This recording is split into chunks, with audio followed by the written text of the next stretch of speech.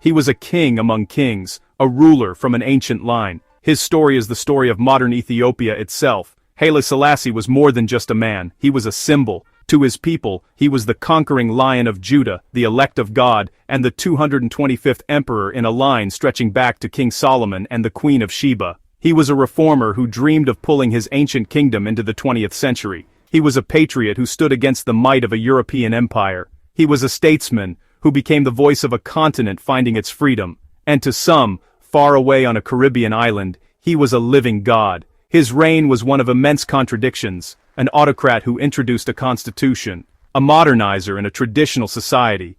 He inspired movements for independence across Africa and became an unlikely icon for a new religion. His story is one of power, faith, and the struggle for a nation's soul. But his long rule didn't end in glory. The very forces of change he encouraged grew beyond his control. Famine, political stagnation, and a changing society created a storm he could not weather. Yet, even in death, his story did not end. His legacy continues to inspire and provoke to this day. Long before he was emperor, he was Tafari Makonnen, born in 1892 in Harar province. His father, Ras Makonnen, was a trusted general and cousin to Emperor Menelik II, the ruler who defeated Italy at Adwa. Tafari was born into the Solomonic dynasty, destined for greatness.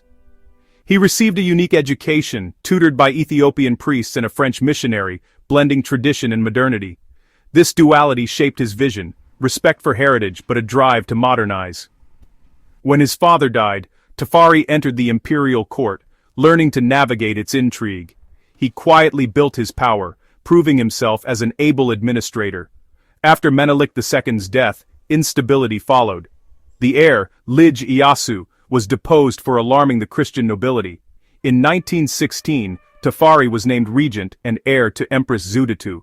For 14 years, he was the real power behind the throne, pushing for cautious reforms. He worked to abolish feudal practices, strengthen the central government and build international ties, his crowning achievement securing Ethiopia's entry into the League of Nations in 1923. In 1930, Empress Zuditu died, clearing the path for Tafari. On November 2, 1930, he was crowned emperor, taking the name Haile Selassie I. The world now knew him by this name. Ethiopia was poised for transformation. As emperor, Haile Selassie set out to modernize Ethiopia. He saw education as the key, opening new schools, including the first for girls, and sending students abroad. He built roads, expanded communication networks, and established hospitals and clinics. He founded Ethiopian Airlines, a symbol of progress. In 1931, he introduced Ethiopia's first written constitution, creating a parliament, though real power remained with him. These reforms signaled a break from feudalism, but change was slow. Powerful nobles and the Coptic Church resisted, fearing loss of privilege. Haile Selassie had to balance reform with tradition, pushing for progress without provoking backlash. He was a cautious revolutionary, aware that transformation couldn't happen overnight. The groundwork for a new Ethiopia was laid, but the journey was fraught with obstacles. His vision was clear, but the path forward was never easy. The emperor's reforms would soon be tested by forces beyond his control. Ethiopia was changing, but so was the world around it. The shadow of war loomed on the horizon. As Ethiopia modernized, a new threat emerged: Mussolini's fascist Italy. Mussolini sought revenge for Adwa and dreamed of a new Roman Empire. In 1935, Italy invaded, using modern weapons and chemical warfare. Haile Selassie appealed to the League of Nations, but the world's powers hesitated. The Ethiopian army, brave but outgunned, was overwhelmed. The emperor led from the front, but courage could not stop the Italian advance. By May 1936, Addis Ababa was lost. Faced with defeat, Haile Selassie chose exile, believing he could better serve as a symbol of resistance. On May 2, 1936, he left Ethiopia, carrying his nation's hopes into exile. The world watched as the Lion of Judah became a voice in the wilderness. His struggle was far from over. The years ahead would test his resolve and redefine his legacy.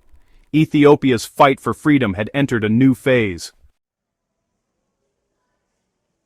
In exile, Haile Selassie addressed the League of Nations in Geneva 1936. He described the horrors of the Italian invasion, warning, "It is us today, it will be you tomorrow." His speech, interrupted by jeers, became a defining moment, a call to conscience the world ignored. The League failed Ethiopia, sanctions were lifted, and Italy's conquest stood. Haile Selassie settled in Bath, England, an emperor without an empire. Despite hardship, he became the symbol of Ethiopian resistance, inspiring patriots at home. His long wait ended with World War II. Italy joined the Axis, and Britain now saw him as an ally. In 1940, he traveled to Sudan, organizing an army of exiles and patriots. In January 1941, he crossed back into Ethiopia, launching the campaign for liberation. With British support and Ethiopian resistance, his forces advanced. On May 5, 1941, exactly 5 years after his exile, Haile Selassie triumphantly re-entered Addis Ababa. The emperor had returned, his nation free once more. His resilience had changed the course of history. Ethiopia's independence was restored, but new challenges awaited. Haile Selassie's next battle would be for Africa's future. Restored to his throne, Haile Selassie became a symbol of African independence. He championed decolonization, positioning Ethiopia as a leader for emerging African nations. In 1963, he hosted the historic conference that founded the Organization of African Unity, OAU. The OAU's charter, signed in Addis Ababa, committed members to unity, sovereignty, and development. Haile Selassie's diplomacy made Ethiopia the heart of African politics. He mediated disputes, promoted cooperation, and gave Africa a voice on the world stage.